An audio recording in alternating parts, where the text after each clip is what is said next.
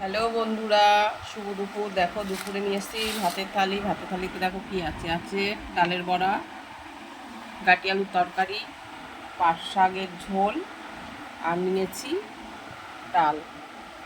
এই হলো আজকে দুপুরের রেসিপি।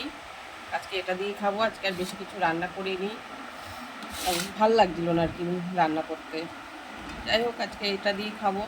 একটু খেয়েই দেখি কেমন লাগছে। খুব সুন্দর হয়েছে পাট শাকটা।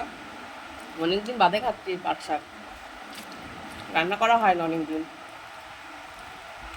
একে আমার মতো পাট শাক খেতে পছন্দ করো আমাকে অবশ্যই বলো বন্ধুরা। গাটি খেয়ে দেখে একদম মোমের মতো গলে গেছে। ওই গাটিটাকে না বন্ধুরা, নিরামিষও চিংড়ি মাছ দিয়ে করলে ভীষণ ভালো হয়। তো আজকে আমি চিংড়ি মাছ দিয়ে নিরামিষই করেছি, আর টক ডাল করেছি।